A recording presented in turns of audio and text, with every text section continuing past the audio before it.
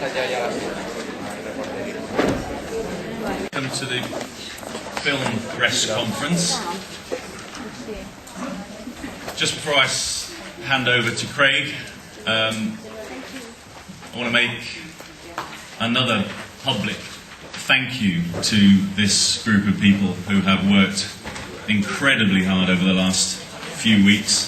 I too want to take this opportunity to thank the jury. We came together largely as strangers, and I think that we part as friends, and we've got to know each other pretty well over the last few days, and they've done a fantastic job. Is anybody listening? They've done a fantastic job and worked tirelessly, and I think with complete openness, honesty, integrity, courage. It's been a phenomenal effort and an exhausting one, but they should be congratulated and applauded, I think. And I think we speak for everybody when I say we're very proud and confident about the decisions that we've taken. So, this year, film was of a very high standard. There was tremendous work in most of the categories this year, and from many parts of the world. Over the past several years, people have been saying that perhaps film is dying a slow death as other forms of media have risen to prominence. And I think what's very clear this year that as digital platforms have developed the bandwidth to handle video, film is back in a big way. There's an appetite for film and video content like there's never been before.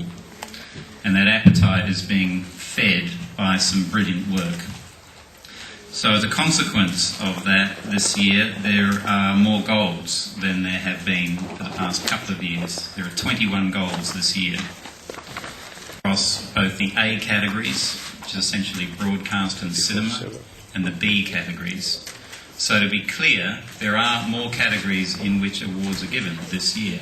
In particular, internet film, interactive film, integrated film, and film for other screens. And there was some very strong work in those categories. So let's just talk a little bit. I want to talk a little bit about the difference essentially between broadcast and online film. I'm not saying that they're entirely worlds apart, but there are some important things to recognise. It's a little bit like apples and pears. In the broadcast world, one of the things you have to deal with is fixed time lengths. In the online world, there is no fixed time length. There are issues around regulation in broadcast which don't exist in the online world. But the fundamental difference is the difference between push and pull. What I mean by that is that in the broadcast world, there are really ideas in film that are seeking an audience. In the online world, it's much more about ideas that an audience seeks, actually discovers. And there was tremendous work of both types here at the festival this year. So it was a pioneering year really for the festival to embrace other film content for the first time in the film category. And there's clear recognition that there are new creative opportunities now in film. So it's a very buoyant and wonderful time, I think, to be making film content in the advertising business.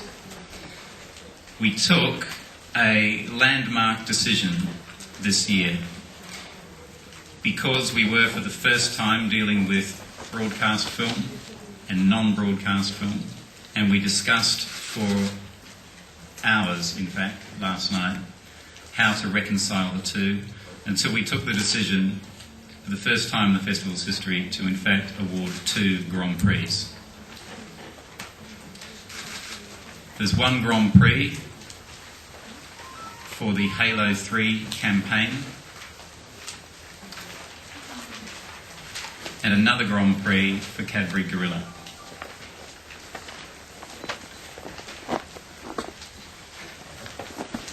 And they're both phenomenal pieces of work. Would you like to see them? Zoe, can we play these, please? I was a sniper, used a standard high-powered sniper rifle at 600 yards, it would go through about 13 feet of flesh and bone. What about you? Well, I just a shotgun. Could you tell us a bit about that one? This one, sure. We saw a lot of these.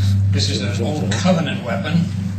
It's a spike rifle. We call it the Spiker. And who used it? Well, the birds mostly. Can you show us how it works? Sure. They used it as a handgun. That was heavy. Holding an enemy weapon like this feels. I don't like it. If you'd have told me a few years ago we would be here in this place talking about this, I would have said, no way, it's not going to happen. If there's one reason why we're here, I would say it's because of the chief.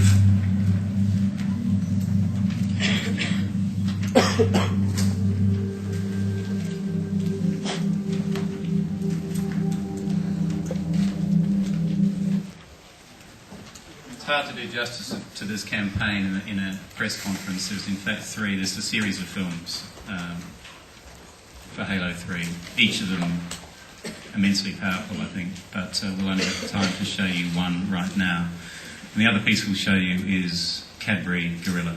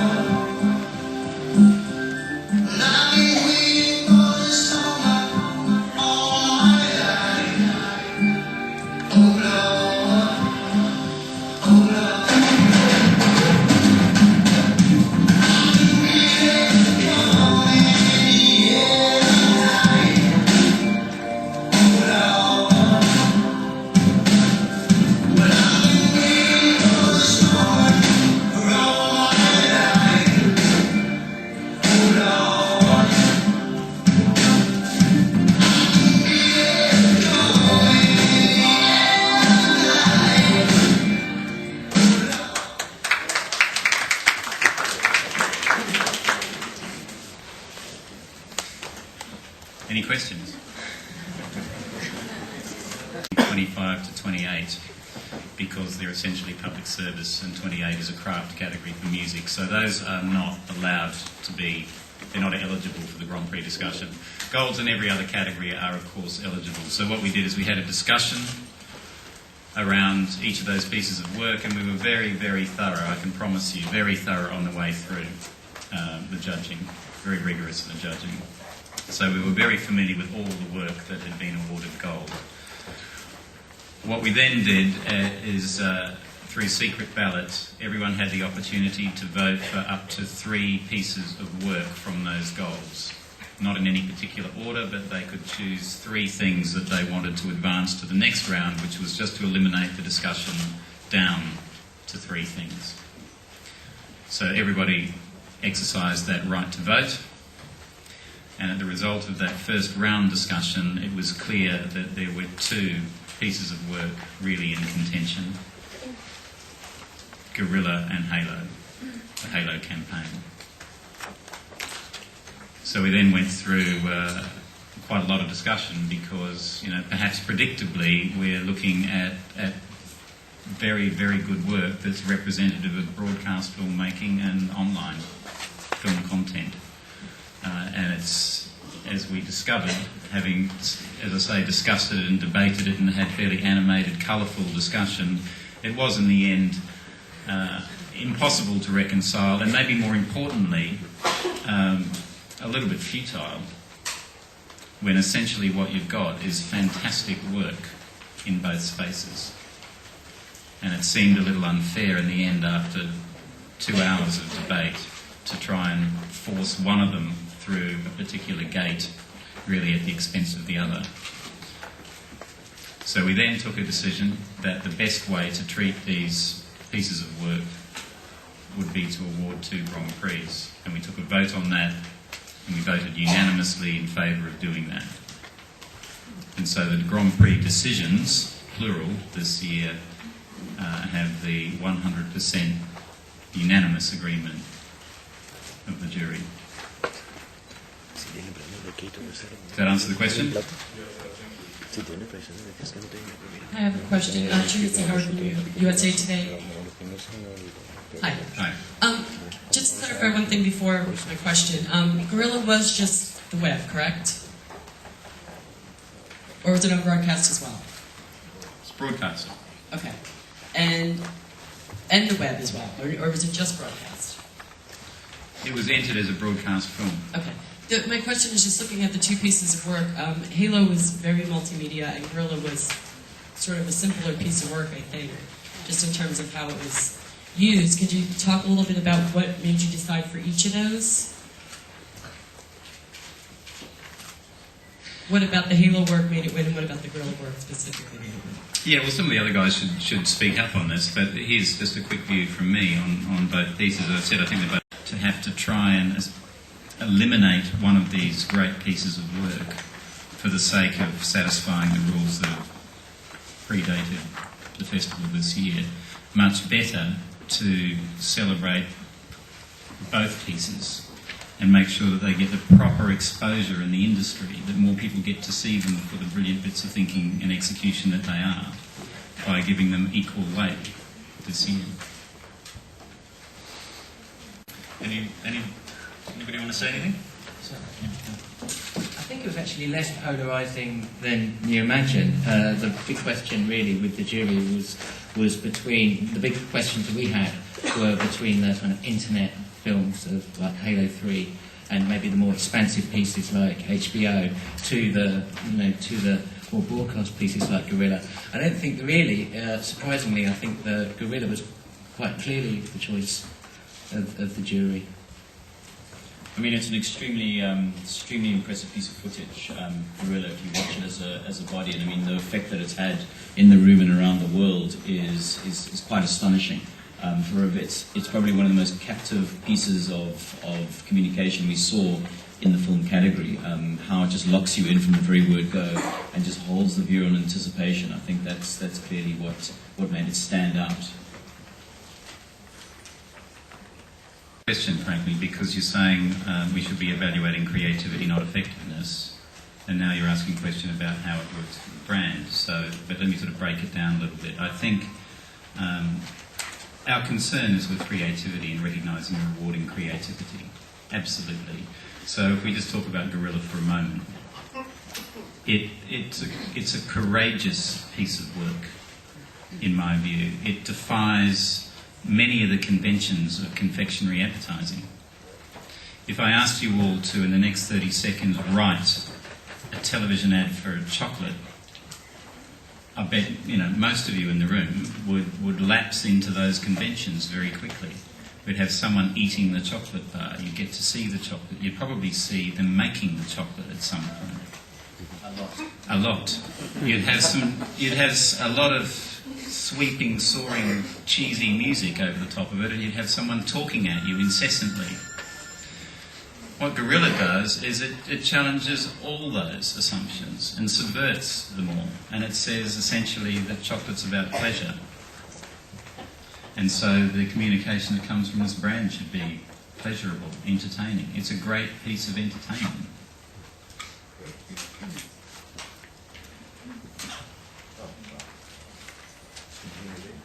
Just keep talking. When Gorilla was being played, I noticed there were people at the back singing, people smiling, and laughing as it was being played. And I think that's an incredibly powerful idea for chocolate. As Craig said, it brings pleasure, it brings joy, it brings enjoyment. And that commercial expressed that probably better than any of us have ever seen before for that category, and particularly for that client. If you watch people in the auditorium tonight when their kids play, I bet they're struggling to keep their arms down. Everyone's waiting for that moment. You know, everyone's going to want to drum along. And are political, full of block voting and lobbying and deals done outside the room that are brought into the room. And that a lot of people had said to me quietly before the festival that that's something that really needs to be handled. Look out for that. What I said last night, and I'll say it again, I meant it then, I mean it now, is there was none of it. There was none of it. You know, what I said on day one to the jury was, you're not here representing your country at Cannes, you're here representing the best of this industry to the wider world. That means ad students who are just hanging on the decisions that come from Cannes every year. Our colleagues and peers in the industry elsewhere, the media. You know, the decisions that we're taking here are, you know, of massive consequence for the industry for the next 12 months. You know, things that are Cannes winners are significant. They get shown to clients. They're a source of stimulus, inspiration. So I think everyone took that responsibility kind of, you know, very seriously. I mean, we had a lot of fun. There was a lot of laughter, but we took that really seriously. And so, you know, the suggestion that that may have been an issue this year, I can promise you it just wasn't. I'd like to know the jury's thoughts on gas entered by Ogilvy and Mather India, which won the silver.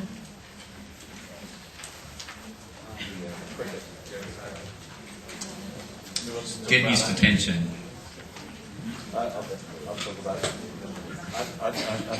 I think we were all very impressed by GAS. I think it was a remarkable, if you like, demonstration. And That's a lot of work. And you have to assume that the people who entered it thought it was pretty good to start with. And most of it was. To make the short list from 4,500 is some accomplishment. From a pool of good work to make the very top of it is some accomplishment. For it to be elevated anywhere from the shortlist is extraordinary. And you know, you are up against the best bits of commercial filmmaking in the world in the last 12 months. You know, I think that the people that put that work together, they shouldn't be feeling disappointment. I think they should be thrilled that it got a silver at this festival. Correct, Marcelo again from Brazil. I would like to know your words about JWT results. Apparently you've got 3 lions. There were a couple of categories where there was no work awarded beyond the shortlist. So A12, miscellaneous.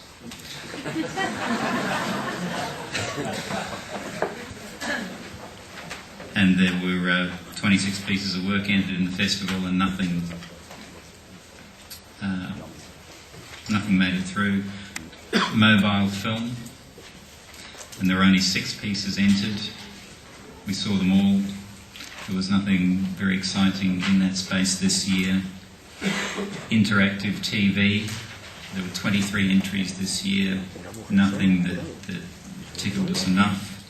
And I think interactive TV it's very new, and the platform itself is a bit agricultural still, and there are limitations with what you can do. And at least this year, there was no work there that was sufficiently strong to get up. But in terms of trends, and this might answer the other question, and there were some other categories that weren't especially strong that got a bronze or a couple of bronzes, others that were very strong. But in terms of trends, I don't think this is a trend, I just think it's perennial truth, which is the work that does here year in, year out, and certainly did well this year, is the work that is brilliantly conceived and immaculately executed. And I think that the value of strong ideas is more important now than ever. And people always talk about the consumer being in control. I think consumers are overwhelmed by choice, and the way to help them navigate that choice is to put really strong ideas out there for brands helps make it easy. It's funny because with the internet category and the mobile category and the interactive TV categories and things like that, it felt like the world is still trying to come to terms with the media side of it and everything like that, and it feels like everyone's still experimenting and trying to work it out. I thought that part of the judging was quite hard because there was so many different pieces of work, and it's quite hard to rate a talk show with a piece of mobile content. Very difficult to value those two up, but it felt like throughout the entire segment of the internet or other or short film mobile content that everyone is still trying to come to terms with the experiment. That's why the pieces that were good stood out extremely well, head and shoulders above everything else, and it just felt that there was a lot of very basic creative that was done, and everyone seems to be learning as we're going along with this category. I mean, it was quite interesting. There wasn't one single country that stood out in this area. It just felt like the whole world was just beginning to start dabbling with it. So I think it's probably one of the most exciting areas of creativity for agencies and clients to start getting involved with, because the limitations are incredible. To both press and to film. And in the end it was, I think, quite useful to say to people with their professional hat on, which are the pieces of the work, when you're talking about the very, very top of it, which are the pieces of the work that you would most like to have been associated with, which are the ones that make you feel envy, jealousy, or humility.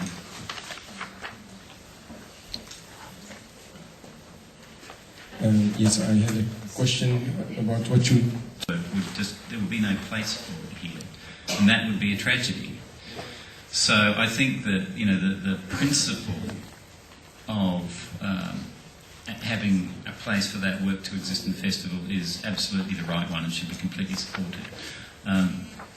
So my comment about trying to force two great pieces of work through a gate, that may not be the case every year, I suppose, because there may not be two pieces, or there may not be two, one in each space. But this year there was, and that's why it felt like we were going to sacrifice one, and it felt like we were just following the conventions of the festival, rather than recognising equally two amazing pieces of work. So who knows what happens next year, Lara? I mean, I think there's kind of theory and practice. This year the theory was completely sound and the practice was difficult, but I think we got to the right place. Did what have an effect? That last year Dove got the Grand Prix. Well, I think the effect that it had is it opened up the B category. I think it had the effect immediately after the festival. I think it was part of the reason why it became clear that there should be a place for this kind of content officially to exist. So it didn't feel like anyone was bending the rules. Yes, but I mean more in the social responsibility. Yes, social responsibility and the content of the message itself.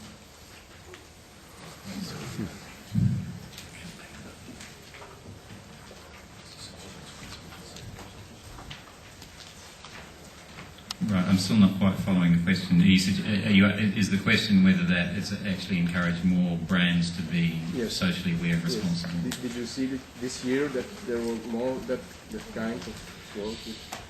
Well, no. I mean, I think it would be misleading to say, to answer any other way. No, I don't think there was any clear evidence of that. There was some very strong work in the public service categories,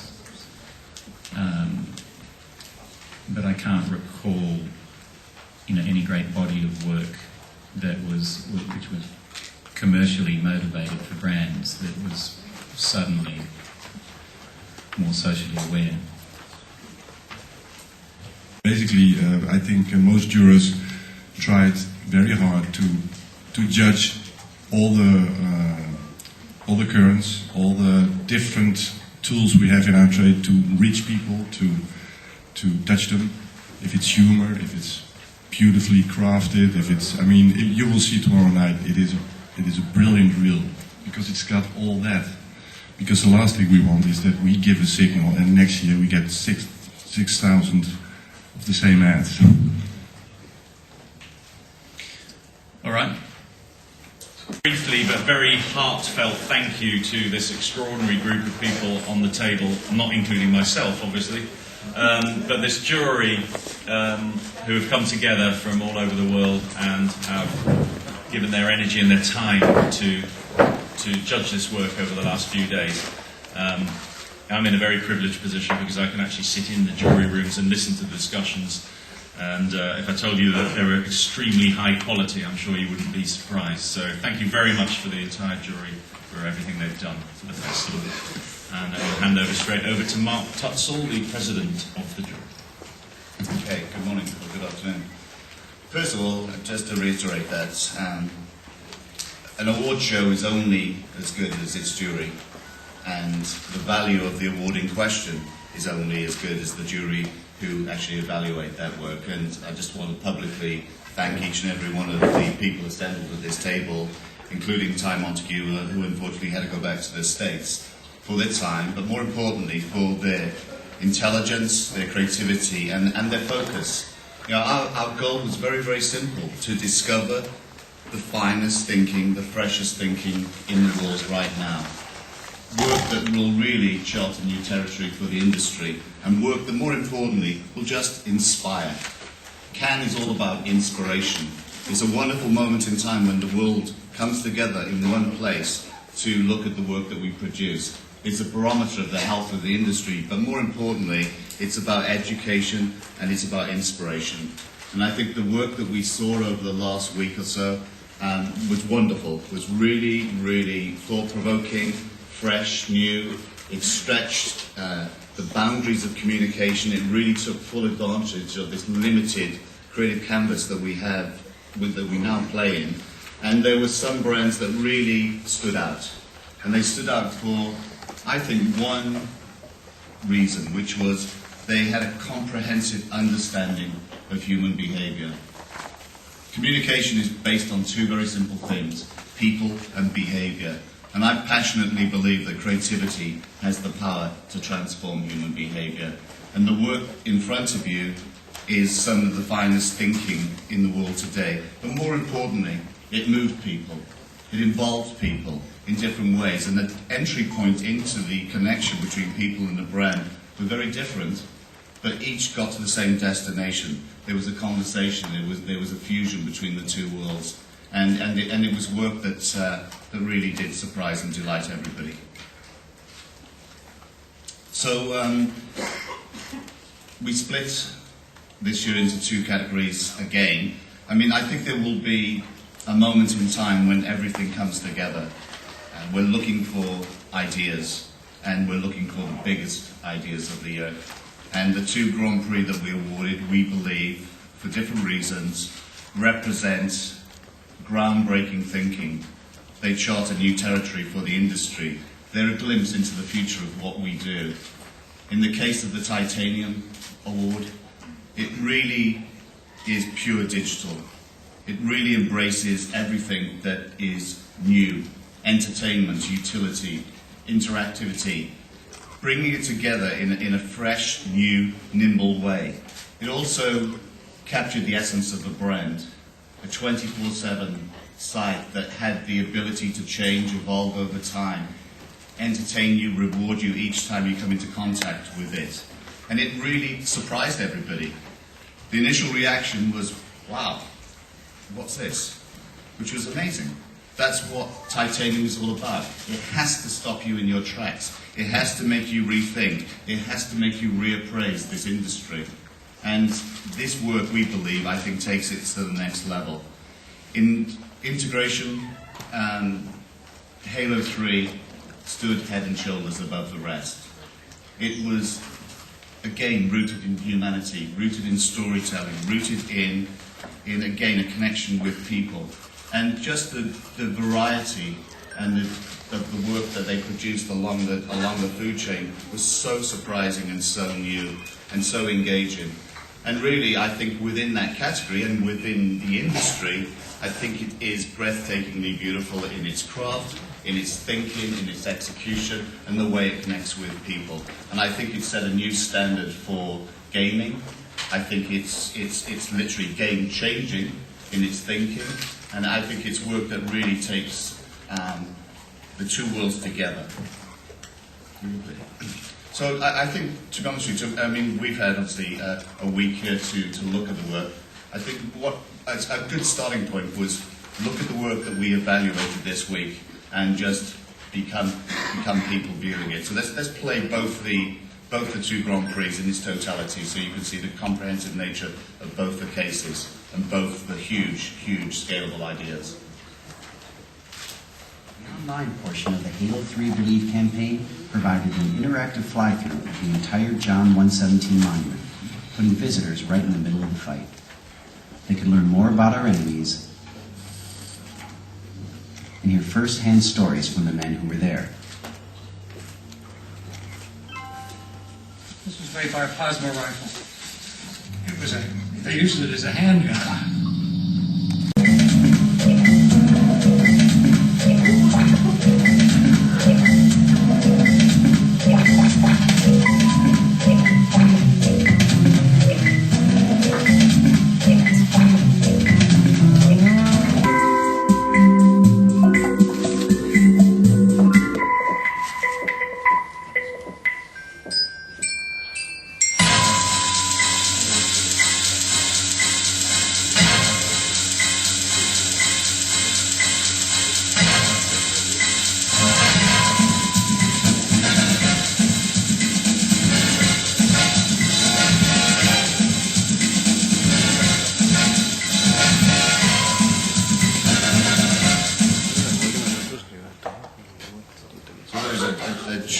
Short edited cases, but really the Unilot represents, I think, innovation, and it really transcends the medium and its virtual utility. But I mean, the most important thing is the way it connects and the way it rewards you. I think we have a duty as communicators to enrich people's lives, to reward people every single time they come into contact with the brand. And in this case, not only is it just cool, as cool can be, and so bang on brand, it's so incredibly interactive and rewarding each time you go to it. And it captures the essence of a brand, I think, in a fresh, new, nimble way. Halo 3 was the biggest release in entertainment history. So, I mean, top that. I mean, it's literally a piece of work that captured the hearts and minds of a global population and really opened up the brand in a new way. But again, it had a human story at its heart. It had a conversation, and humanity ran right through, literally right through the veins of the idea. And every time you come into contact with it, it was amazing. Setting an idea 500 years in the future. You know, this is a future-facing idea, a future-facing way of actually communicating, and it's really turned gaming on its head. When you think of gaming, you know, the last decade, the way we've communicated, this is really taking it to the next level. And just in the detail, God is in the detail, and every single component part of it is exquisite in its craft and really rewarding. So, I mean, just questions you've assembled in front of you are some great... it being an online catalogue is very important too, because you have these actors that are always... They change their clothes as often as Paul Wilmington changes his blazer. Yeah. So you can imagine how dynamic that is. Reward, once it was integrated, what was the human reward once it touched people, once it connected with people? And we were looking for those big ideas that really were so strong and so different. They really, I think, just made the human reward a much more enriching experience. And the work we wanted also as well to retain the value of titanium and integrated.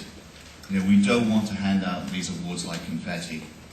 You know, there's only one award. There's no gold, silver, or bronze. It's just pure titanium, and it's a different type of metal, a much more precious metal. And I think if that becomes the standard, if that becomes the high bar for people to aim at, I think that will only make people try harder and be inspired to try harder. Also, the effect as well, I think, within the world of clients. clients now everywhere, certainly within my own experience, everybody is talking about that type of idea because it's representative of tomorrow's thinking. It's a glimpse of the future, it's something different. And I think it's an idea that's huge. You know, we're not talking about individual component parts, we're talking about a big, big, big idea. And really that's what we're there to do. But Andrew, do you want to just talk a little bit more about that? I would, Mark, thank you very much. Where's your teleprompter? I don't see it from here.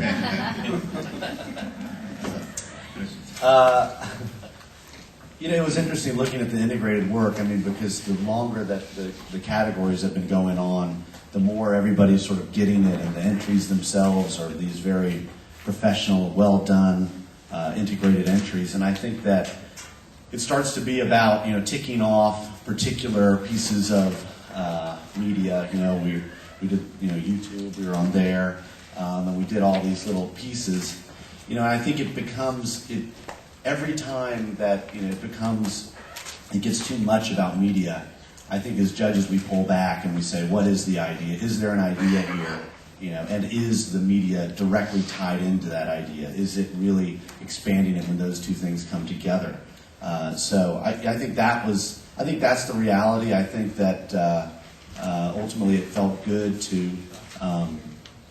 you know, to find a couple integrated pieces that were really doing it right. I mean, we're sort of the top of where integrated should be and where it can go, and not just get too wrapped up in ticking off all the different points of media in an integrated entry. So I don't know if that answers the question. Integrated will always be until we find another expression of it, but basically that's it at the moment in time. But this degree of integration, I think, is really what I personally saw this week was the connection with people. And I keep coming back to the same topic each time, but all of these pieces have people at the heart of them. What the freak out? I mean, that idea, India, you know, everything, even just human storytelling in Halo 3. I mean, everything is related back to that, and including people in the creation, in the co-creation, and really in the reward. And I think the titanium idea was something that really sets a new course and surprises you and jolts you into trying harder and thinking in a different way. They all embrace technology. They all embrace the new landscape we operate in. But now, what's so exciting is there's an infinite canvas. There are no boundaries to what we're capable of doing. Everything is at our disposal now. But the secret, the key that unlocks the door is the connection, the human connection with people. All right, and if you could tell us... More like pinball, and pinball is more interesting. You have to push the ball back, bounce into holes, you don't know how many points you get. It's 30,000 points and you try to go to that hole again. That's what digital is, that it's hard. So that's changing advertising. I think even in this like analog piece of work, like the Indian piece of work, it's very much pinball advertising in that sense. So I think that's too a part of the future. Is it all about my hands? Is it all about my hands? You can use that, just keep talking. Yes? Oh, okay. As it all about my hands, I don't want to talk something. I don't think we judge or we awarded something because it's digital. I think it's because it's great. Doesn't matter, but maybe we are coming to a new age that doesn't matter if it's digital, if it's not digital. I don't care about it. It's a great idea guy. It's not a great digital guy. I think... He's a great guy too. I think India, when we talk about India, the Indian work, it's so digital, it's so integrated, it's so fantastically new. The black white, it's so digital. It's so digital. It's somebody that use a media of a totally different, new way. Whopper, it's so digital. The problem is that maybe we're not looking for great digital ideas. We talk about it. We talk too much about it because No, that's great because it's digital. No, it's not great because it's digital. It's great. It's good. I think the work to discover the great digital stuff was the cyber judge. The cyber judge had to discover the great cyber work. We're not judging that. But if it's digital, if it's not digital, I don't care. It's a great idea. And that's what counts. That's what we judge. That's what we award. That we're so proud to show that list, to look to that list and look to this and said, oh man, that's great. Almost make it, in particular Snoop Dogg and Speed's beer deliveries. I don't think it's because it fitted or didn't fit into the category. I mean, it's a lovely idea, it's a beautiful idea. And I think, and the fact is, these ideas, and the other ideas we were talking about, they're all great ideas. It's simply that the winners, and Mark spoke to the importance of keeping titanium as opposed to any other high level of award. The other ideas were just better, and again, HBO, there was a lot of debate over that. It's beautiful, it's very well crafted, and so on. There's some debate about how many people actually would have been able to see it, and therefore how great a scale idea it was. But we all enjoyed it. I loved it. I love HBO, and it was a uniquely HBO idea, I think, and the weaving of the stories and so on. But it didn't make the final six. But it was a beautiful idea. A lot of the things that we saw were beautiful case studies, but I mean, I was in New York while it was happening. I think the most wonderful thing about it was the projected sort of outdoor thing. I think that was like blew everyone away, and I think that we recognised that was awarded in another show and it deserved it. But from a digital perspective, my feeling was it was brilliant, but it wasn't very deep. It was deep in the sense that you scratch the surface and there was stories to follow, but it wasn't as. It's an entertainment brand, and the HBO television shows, I think, are somehow the writing on the television shows is so beautiful and so deep. I think the feeling was that should have crept a little bit more into the digital experience. I think that the struggle we have with digital sometimes is that it hasn't traditionally been a great place for narratives, and I think that this is a great leap forward. But I don't think it's there yet. I think we're at an incredible inflection point in our industry. I think the separation of a lot of disciplines has meant that people have disintegrated, and I really think that collaboration is what creates, brilliant ideas at the heart of then incredible craft and collaboration. And there was just a sense that, maybe the media industry, media agencies, as much as they think they own the world and they've got the clout and they feel slightly off the pace of what's, I think, happening in the real world about collaboration and about creativity. I think we all, I think, on this jury believe that we're at our hearts creative, and I think it's a way of being rather than a descriptor on a business card. And I think that that's something that was woefully missing, to be honest, in the Media Lions. It seemed as if more creative agencies were winning the Media Lions, which I think throws a challenge out to the media industry. So, I would just implore on media agencies, they're incredibly smart people there, just to really dig deep and really think about what it's going to take for them to not only succeed in Cannes, but what it requires in terms of creating these incredibly integrated case studies. So yeah, a little bit of a disappointment, but I think it's a challenge, and that's what I think Titanium is all about. It's, next year will be different. I think next year's a completely fresh. India's a great example. Doing interviews in India a couple of years ago.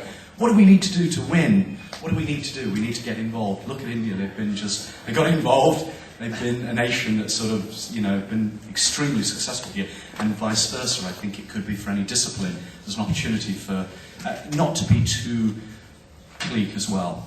I think the media industry has a habit of sort of talking to itself a bit. Anyway.